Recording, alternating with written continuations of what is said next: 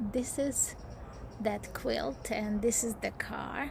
The car is really was fun to make, was not challenging at all. First I created a drawing, and then out of that drawing I drew template pieces, and then I cut out those template pieces, and then I cut it out of fabric and I stitched it. And I believe that I have recorded another video telling you the story about the quilt, but here I wanted to share with you the finished quilt.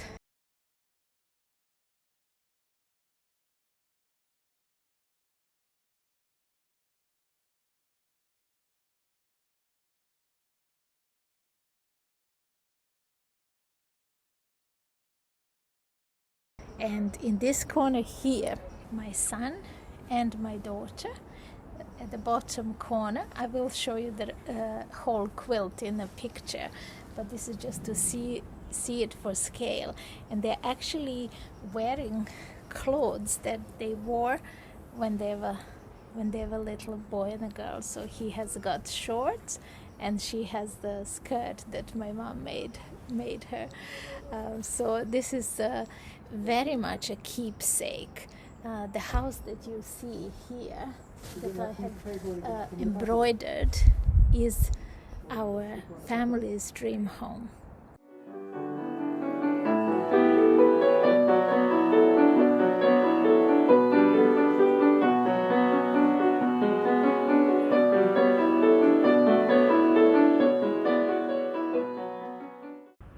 Hello, and thanks for joining me. I wanted to take you on this journey with me, where I am creating several art quilts. Quilts have been a passion of mine, but I didn't quite have enough time to create as many as I would have liked. I love textiles. I love silk and all the natural fibers. So I like cottons, and I like wool, and I like making and creating things out of those materials. And there is also another thing that prompted me to research art quilts.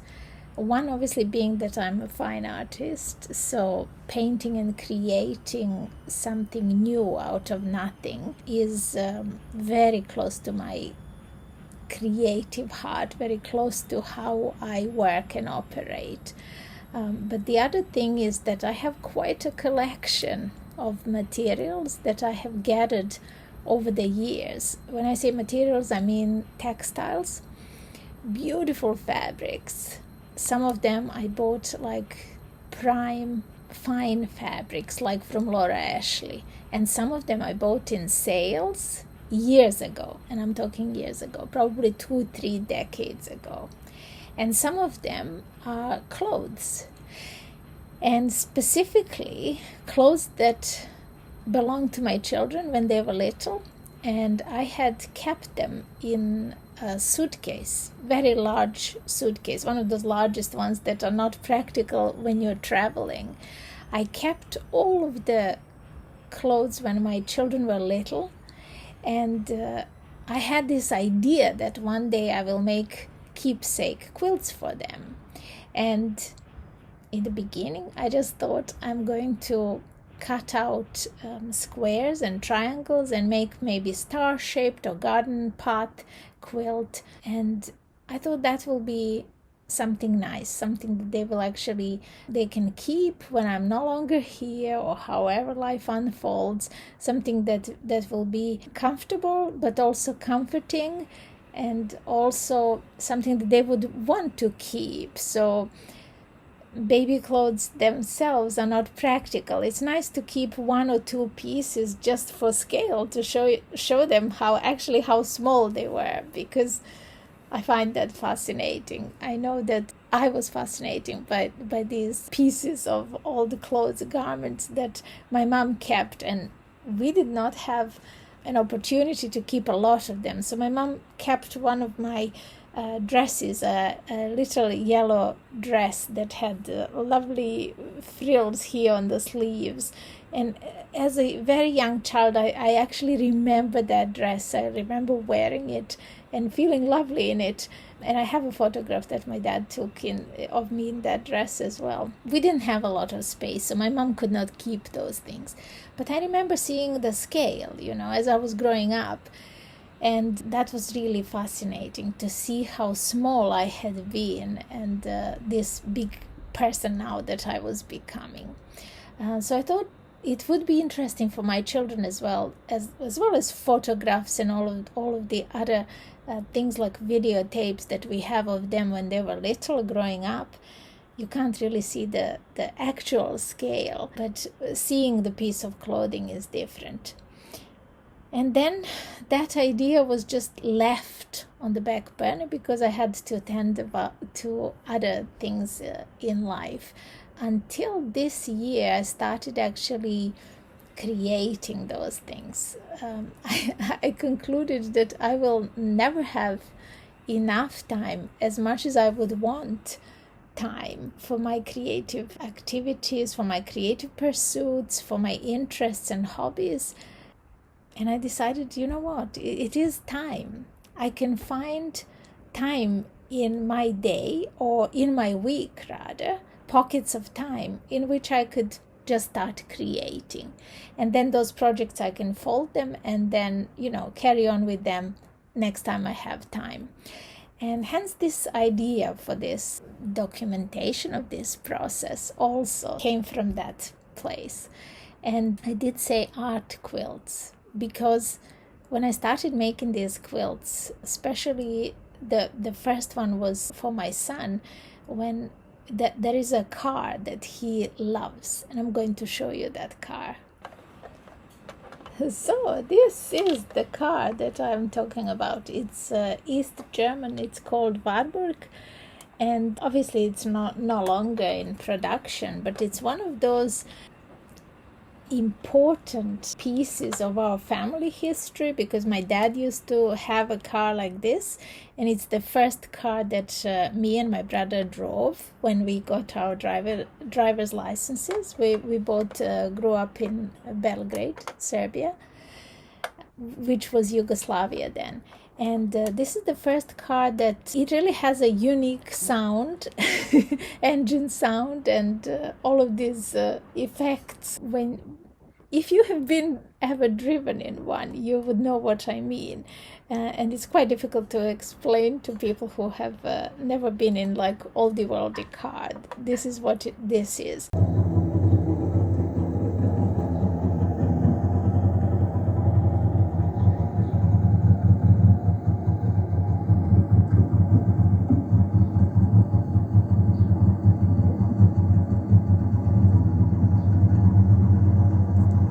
So I had a challenge immediately to make this out of fabric. So I've painted it before, but it's a different challenge, painting it and creating it out of fabric. And not just any fabric. So to make this interesting and to make the challenge, I decided to use their children's clothing to upcycle them, really. Use the fabrics from them. This used to be my daughter's dress, but you see how the color is so closely matched to the car. And I thought I could use these fabrics into making their quilts. And what if I didn't make the classical patchwork quilt? What if I started creating art quilts? And not to make my job now impossible in creating little tiny pieces, I thought, what if I do this applique style? What if I cut out the pieces, make my templates, and that's exactly what I have done. Cut out the pieces, make the templates, and I will show you in a minute what I have done. And then sew them together on a larger piece of fabric, which I used, that fabric that is used to cover the wadding in the cushions or in pillows, that kind of fabric which is light enough that you can sew on it, and then I could transfer the whole motif onto my quilt, onto the backing fabric of the quilt, and proceed from there instead of quilting these little individual pieces. It will make sense when I show you. And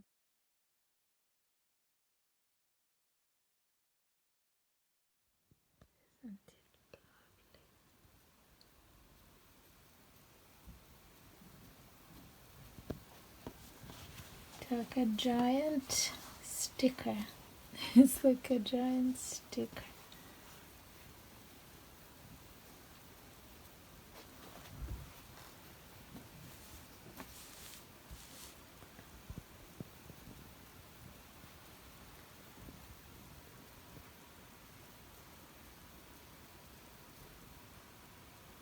That is how it all started. I had no idea where this was going to take me, and it was quite a journey and quite a revelation.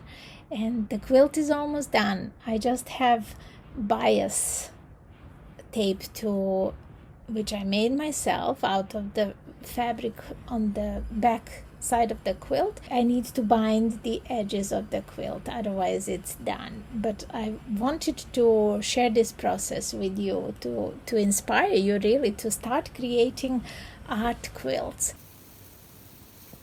I wanted to show you here how I'm making my bias tape here. Isn't that lovely? I love the fabric and I love this print, and I think it's the most fun doing it myself. And this is the first time I'm creating bias tape, so this is, I just folded it once, and I will, next step will be ironing it and folding it like this so that I can edge the big quilt that I made for my son. But this is how I have 2 needles here, and I just pull it along, and on that side there, as I pull it along, it's folding it for me like this, and I then just press it lightly with iron, and making lots, and still have a lot here waiting to be made. I'll show you the finished result. So it looks like the day has come. I have my space here on my dining room table, and this is the bias tape, the double fold bias tape, which I have created the other day. And now I am going to edge this wonderful quilt with that tape. I am going to, because I put double layer of wadding to make this extra warm for my son, I'm going to now, I have left probably 1 centimeter here, which is more than I need. I'm going to zigzag stitch this so that I don't have to fight with all of this as I'm sewing. So that will be the first, to zigzag next to this line of stitching here, and then I'm going to trim the excess all around this quilt. I will share with you the progress. Okay, so you can see now that I have edged my quilt and I have cut this line. It's much easier now and more manageable for me to sew on my binding on both sides. So watch this space. This is my first quilt on which I'm doing double fold 1-inch binding.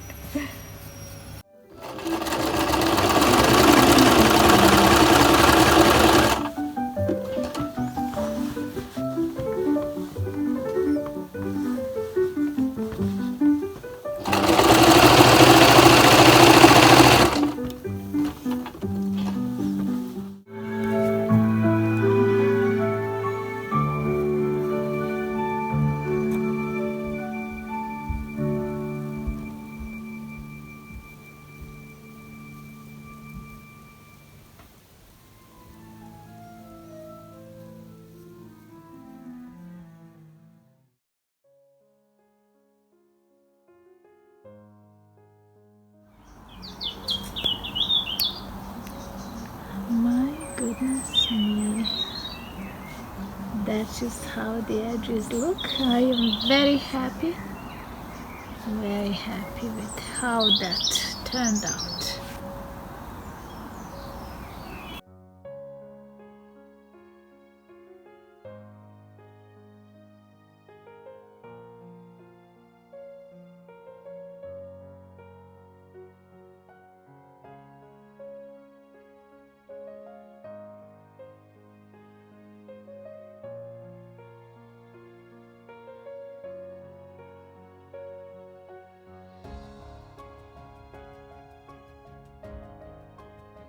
Because creating keepsakes is really a wonderful thing.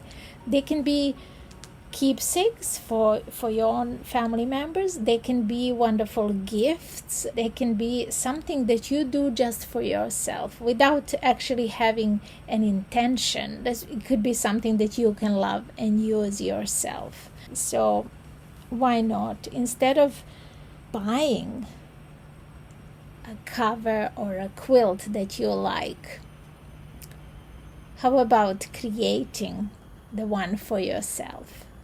And I think that these things cannot equal anything that we buy, is when we create them ourselves.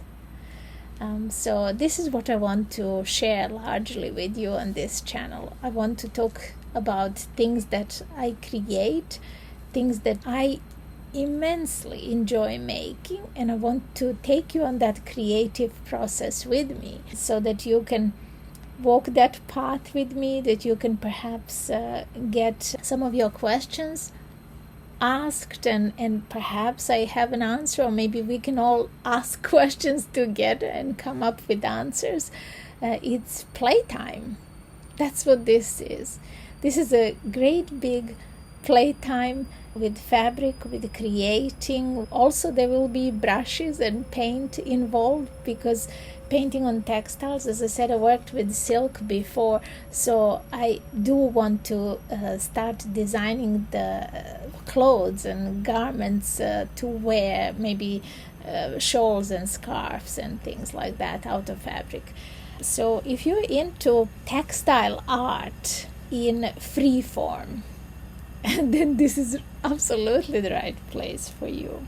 I'm talking a lot about what this channel will be about, because this is one of the first videos. I want to anchor this so that, if you are starting fresh, that I have a video where I can point you, if you're joining me for the first time, that this would be that good video to start following this journey if you're just interested in creative side, because there are other things on my channel, because I use my YouTube channel as my legacy, so there are a lot of stories there, a lot of inspiration in other creative means of expression like storytelling, and I documented my entrepreneurial journey on video as well, so you get wonderful stories of all kinds of inspirations. I shared books that I have read that impacted my life, changed, helped me grow, and